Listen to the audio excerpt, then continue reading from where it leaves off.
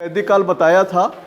तो वैदिक काल में वेद का मतलब होता है ज्ञान, जो स्मृतियों पर, यानी कि जो ऋषि मुनि थे वो जो सुनकर याद कराते थे अपने शिष्यों को, और जो शिष्य याद करके संकलित कर लिया, खास करके गुप्त काल मौर्य काल में, उनको हम स्मृति ग्रंथ भी कहते हैं। तो पूरा वैदिक काल जो है, वैदिक काल आते आते कोई छापे खाने का आविष्कार नहीं हुआ था कि कापी का आविष्कार हुआ था। तो इसमें अधिकतर एक पीढ़ी से दूसरी पीढ़ी में गुरु शिक्षाएं देते थे और विद्यार्थी उसको सीखता था, अपने शिष्यों को अनुसरण करता था। यानी कि याद करने की प्रवृत्ति पर आधारित थी वैदिक काल की शिक्षा, सुनकर याद करने की शिक्षा पर आधारित था। तो उसी में स्मृति ग्रंथ है। कल हमने स्मृति ग्रंथ पर चर्चा किया था। तो आज हम डिस्कस करते हैं नारद स्मृति क्या है। तो नारद स्मृति में महत्वपूर्ण चीज़ें हैं कि इसमें ब्राह्मणों को विशेषाधिकार दिया गया, ब्राह्मणों को विशेषाधिकार दिया गया है। एक ब्राह्मणों की विशेषाधिकार की सूची मिलती है और इसमें ब्राह्मणों को अधिक सुविधाएं दी गई हैं कि उनको एक विशेषाधिकार का मतलब है संपत्ति पर अधिकार दिया गया है।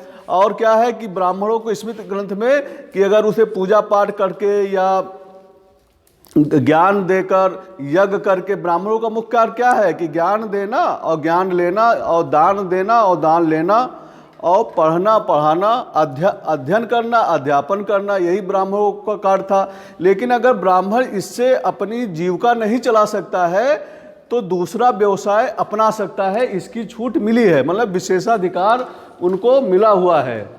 तो ब्राह्मणों को विशेषाधिकार कौन सी भी अपना सकते थे? कल हमने बताया था कि वो क्षत्रियों के पेशा अपना सकते थे, लेकिन ये छूट अन्य वर्गों को नहीं मिला हुआ है। यानी कि क्षत्रिय वर्ग को, वैश्य को, शूद्र को ये विशेषाधिकार नहीं मिला हुआ है। जो उनको 4 वर्णों में जो काम सौंपा गया था कि कर्म पर आधारित था, कि कोई भी उस समय कर्म पर जो आधारित था, तो कोई भी व्यवसाय अपना सकता था। कि अगर कोई व्यक्ति पढ़ने में रुचि रखता था वो ब्राह्मण वर्ग में जा सकता था, अगर कोई युद्ध करने में प्रवीण है या सैनिक में योग्यता रखता है तो क्षत्रिय वर्ग में चला गया। जो व्यक्ति व्यवसाय करता था यानी कि दुकान करने की पद्धति में कुशल होता था वो वैश्य वर्ग में चल सकता था, और जो चौथा वर्ग था जो कृषि करता था, पशुपालन करता था, उसको शूद्र वर्ग में रखा गया। तो ये जन्म पर आधारित था। ऋग वैदिक काल पे ये कर्म पर आधारित था, बाद में ये उत्तर वैदिक काल पे आते आते जन्म पर आधारित हो गया, जिसको हमने डिटेल में बताया था। तो जन्म पर ये आधारित हो गया। तो कुछ विशेषाधिकार जो नारद स्मृति में है, वो इसमें नारद स्मृति में ब्राह्मणों को कुछ विशेषाधिकार भी दिया गया, उनके अधिकार दिए गए हैं। उनको मतलब कितना दंड मिलना चाहिए, तो ब्राह्मणों को सबसे ज़्यादा दंड जो मिलता है वो चोरी करने पर सबसे ज़्यादा दंड ब्राह्मणों को दिया जाता है। लेकिन ब्राह्मणों को हत्या नहीं की जा सकती थी, ये विशेषाधिकार नारद स्मृति में मिलता है। यानी कि अगर शूद्र वर्ग का चोरी करता है तो उसको छोटा पाप माना जाता है, उसको दंड नहीं मिलता है। यहाँ तक कि ब्राह्मण अगर चोरी करता है तो उसको देश निवाला दिया जाए, मतलब उस राज से उसको हटा दिया जाता है, भगा दिया जाता है। लेकिन वही काम अगर शूद्र करता है तो उसके लिए छोटा दंड मिलता है। तो इस प्रकार से कुछ विधान जो है नारद स्मृति में दिया गया है। और क्या खास बात है, नारद स्मृति में 15 प्रकार के दासों का उल्लेख मिलता है, 15 प्रकार के दासों का उल्लेख मिलता है। और इसी में दासों की मुक्ति का भी विधान मिलता है। नारद स्मृति में 15 प्रकार के दासों का उल्लेख मिलता है, और इसी में दासों को किस प्रकार मुक्ति मिल सके उसका भी डिटेल से वर्णन किया गया है। कोई दास कोई बना है तो कोई जीवन भर का तो बनता नहीं है, तो क्या है, अपने जो मालिक है उसको अच्छे व्यवहार किया जाए, और अगर जो मालिक है उसके व्यवहार से कुशल हो सकता है तो उसको दास से मुक्त कर सकता है। तो इस प्रकार के नारद स्मृति में 15 प्रकार के दासों का उल्लेख मिलता है और दासों की मुक्ति का विधान भी मिलता है। और नारद स्मृति में ब्राह्मणों के विशेषाधिकार का भी उल्लेख मिलता है। दूसरी महत्वपूर्ण बात है पराशर स्मृति में। पराशर स्मृति में ब्राह्मणों को कृषि का वित्त भी बताया गया। पराशर स्मृति में यह भी कह दिया गया कि अगर वो उनकी जीविका अध्ययन, अध्यापन और यज्ञ से या किसी प्रकार से अगर उनको अपना जीवन यापन नहीं कर पाते हैं तो उनको क्या, वो कृषि का वित्त भी अपना सकते हैं। यानी कि कृषि का पेशा भी ब्राह्मणों को छूट मिल गई किसके द्वारा? पराशर स्मृति में कहा गया कि ब्राह्मण अब खेती का भी कार्य कर सकते हैं, बशर्ते नियम यह है कि जितना उत्पादन है उसका 25% आम लोगों को दान कर दे, तब उनको कृषि का पेशा अपनाने की छूट दी जा सकती है। ये पहली बार पराशर स्मृति में इस बात का उल्लेख मिलता है कि ब्राह्मणों को कृषि का वृत्ति भी अपना सकता है, कृषि का पेशा भी अपना सकता है, बशर्ते नियम यह है कि जितना भी उत्पादन वो करे 25% वो दान कर दे। और क्या खास बात है? पराशर स्मृति के टीकाकार माधवाचार्य, पराशर स्मृति के टीकाकार जो है माधवाचार्य, शूद्र वर्ण को कृषक के लिए कुटुंबी शब्द का उल्लेख करते हैं। कुटुंबी शब्द का माधवाचार्य शूद्र वर्ग को कृषक के लिए कुटुंबी शब्द का प्रयोग करते हैं। और वैश्यों का समान व्यवसाय कुशीद वृत्ति, मतलब उन्होंने माधवाचार्य ने वैश्यों के लिए कुशीद वृत्ति का उल्लेख करते हैं, अर्थात ब्याज पर रुपया देने वाला। यानी कि माधवाचार्य पहले व्यक्ति थे जिन्होंने शुद्ध वर्ग को कृषक के लिए कुटुंबी शब्द का इस्तेमाल करते हैं एक प्रकार से, और वैश्य के लिए कुशीद वृत्ति शब्द का प्रयोग करते हैं। वैश्य का कार्य है कि ब्याज पर रुपया देना, ये उनका मुख्य व्यवसाय होता है, आज भी लोग करते हैं। तीसरा है कात्यायन स्मृति। कात्यायन स्मृति में अनुशंसा की गई है कि अधिकारी वर्ग की नियुक्ति केवल ब्राह्मण वर्ग से की जानी चाहिए। ये कात्यायन स्मृति में कहा गया है कि कात्यायन स्मृति में अनुशंसा की गई है कि ख्याल रखा जाए, राजा को ध्यान रखना चाहिए कि अधिकारी वर्ग की नियुक्ति जो है, अधिकारी वर्ग की नियुक्ति केवल ब्राह्मण वर्ग से करनी चाहिए। ये विचार कात्यायन स्मृति में पहली बार आता है। इसी में सर्वप्रथम भूमि पर राजकीय स्वामित्व का सिद्धांत मिलता है। कहने मतलब कात्यायन स्मृति में यह कहा गया जो पूरा भूमि है वो सब राजा का भूमि है, किसान केवल उसमें कार्य कर सकता है, लेकिन संपत्ति क्या है? राज का आज भी है। ये पूरा सड़क वड़क है, जिसकी जमीन है राज्य सरकार जिसको चाहे वो ले सकता है।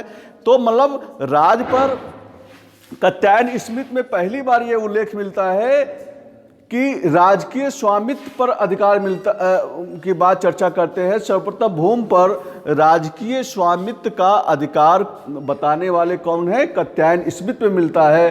कात्यायन स्मृति में यह भी कहा गया कि अधिकारी वर्ग की नियुक्ति ब्राह्मण वर्ग से होनी चाहिए। ये कात्यायन स्मृति में बात आती है। याज्ञवल्क्य स्मृति में आते हैं तो याज्ञवल्क्य स्मृति के टीकाकार कौन से हैं? विज्ञानेश्वर विश्वरूप हैं और अपरार्क महोदय हैं। तो याज्ञवल्क्य स्मृति के टीकाकार दो लोग हुए हैं, विज्ञानेश्वर विश्वरूप, अपरार्क थे। और सर्वप्रथम कायस्थों का सर्वप्रथम उल्लेख कहाँ मिलता है? याज्ञवल्क्य स्मृति में मिलता है। पहली बार कायस्थ माने, आप लोग कायस्थ मतलब जान रहे हैं, श्रीवास्तव लाला जिसको कहते हैं, ये अधिकतर कलर का काम करते हैं, भूमि का नापन का कार्य करते थे। तो इसका उल्लेख गुप्त काल में पहली बार कायस्थों को एक जात के रूप में उल्लेख मिलता है, उसके पहले कायस्थ जात का उल्लेख नहीं मिलता है। तो ये कहाँ सबसे पहले वर्णन मिलता है? याज्ञवल्क्य स्मृति में एक कायस्थ का सर्वप्रथम उल्लेख याज्ञवल्क्य स्मृति में मिलता है, जबकि एक जात के रूप में कायस्थ का उल्लेख ओशनम स्मृति में मिलता है। ये ध्यान बात है, ओशनम स्मृति में मिलता है। कायस्थों का सर्वप्रथम उल्लेख याज्ञवल्क्य स्मृति में मिलता है, जबकि एक जात के रूप में कायस्थ का उल्लेख ओशनम स्मृति में मिलता है। तो ये याज्ञवल्क्य स्मृति में और लिख लीजिए। याज्ञवल्क्य स्मृति के टीकाकार विज्ञानेश्वर विश्वरूप अपरार्क थे। अपरार्क कोंकर शिला वंश के राजा थे। अपरार्क कोंकर के शिलाहार वंश के राजा थे। कहाँ के राजा थे? शिलाहार के राजा थे। शिलाहार के राजा थे, लिख लीजिए, शिलाहार के राजा थे।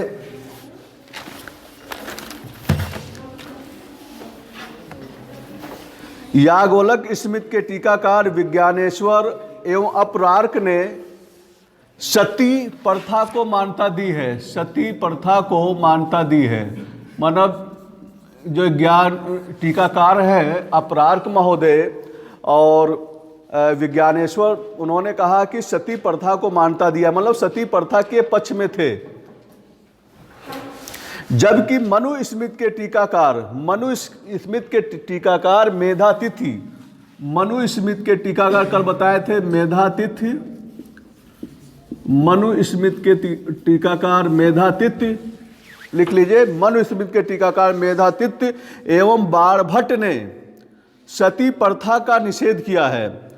मतलब मनु स्मिथ के टीकाकार मेधातिथि और बाणभट्ट ने सती प्रथा को निषेध किया कि जबरदस्ती किसी महिला को सती होने के लिए बाध्य ना किया जाए। ये हमारे धर्म ग्रंथों में मनु स्मिथ ने भी मनु ने रोका है और बाणभट्ट ने मतलब रोका है। लेकिन वही जबकि याज्ञवल्क्य स्मिथ में टीकाकार जो है, याज्ञवल्क्य स्मिथ के टीकाकार विज्ञानेश्वर ईशरूप और अपरार्क वो सती प्रथा को बनाए रखना चाहते थे। मुख्य बात है कि सती प्रथा को बनाए रखना चाहते थे, लेकिन मनु स्मिथ के टीकाकार मेधातिथि और बाणभट्ट ने सती प्रथा का निषेध किया है।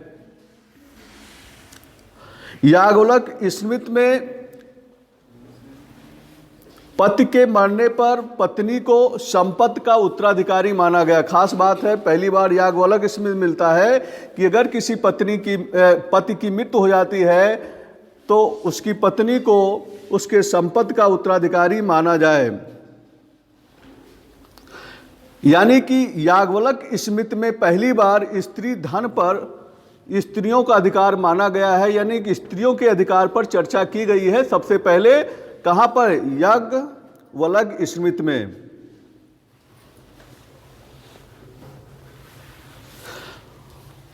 लिख लिया? मनु स्मिथ में द्वित क्रीड़ा या जुआ को निषेध माना गया है। मनु स्मिथ में द्वित क्रीड़ा या जुआ को निषेध माना है। जुआ तो जानते हो लोग खेलते हैं। मनु स्मिथ में द्वित क्रीड़ा या जुआ को रोक लगाया गया है। जबकि याज्ञवल्क्य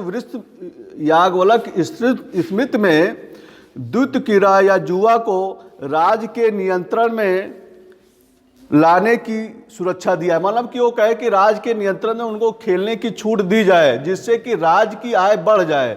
मतलब एक इस बात में मनु स्मिथ का कहना है कि जुआ को एकदम बंद कर देना चाहिए, जबकि याज्ञवल्क्य स्मिथ में कहा गया है कि जुआ खेलने का अधिकार दिया जाए, लेकिन एक नियंत्रण में खेलने का अधिकार दिया जाए। तो इस प्रकार से ये बातें उन्होंने कहा है, द्वित क्रीड़ा को राज के नियंत्रण में लाने को सुरक्षा दिया जाए ताकि राज की आय बढ़ सके। राज की आय कैसे बढ़ेगा भाई? हम टैक्स लेते हैं, राज की आय बढ़ती है। हम अमीरों से ज़्यादा टैक्स लेते हैं, गरीबों से कम लेते हो तो सड़क बनता है, अस्पताल बनता है, अन्य सुविधाएं मिलती है। तो उसी प्रकार से प्राचीन समय में भी जुआ, ये सब शराब, ये सब आय के स्रोत माने जाते थे।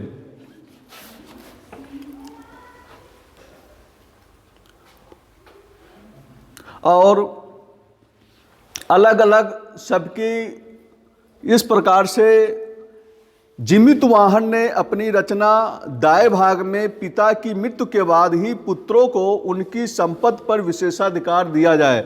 मतलब जिमितवाहन ने अपनी रचना दाएं भाग में पिता की मृत्यु के बाद ही पुत्रों को उनके संपत्ति का अधिकार दिया जाए। मतलब उनका कहना था जिमितवाहन ने कि संपत्ति का बंटवारा नहीं करना चाहिए, पिता की मृत्यु के बाद ही उनके बेटों को संपत्ति का अधिकार मिले। इसलिए कहा गया कि इसका मेन उद्देश्य यही था कि लड़के माता पिता की सेवा करें, संपत्ति पहले बांट देंगे तो हो सकता सेवा ना करें।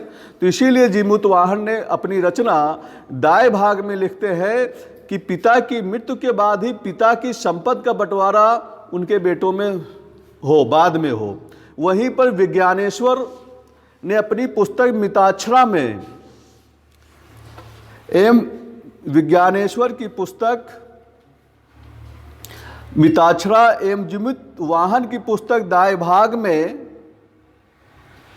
विशेषकर हिंदू उत्तराधिकार के नियमों का भी उल्लेख मिलता है। विज्ञानेश्वर की पुस्तक मिताक्षरा में एवं जिमितवाहन की पुस्तक दाएं भाग में हिंदू उत्तराधिकार के नियम का उल्लेख मिलता है।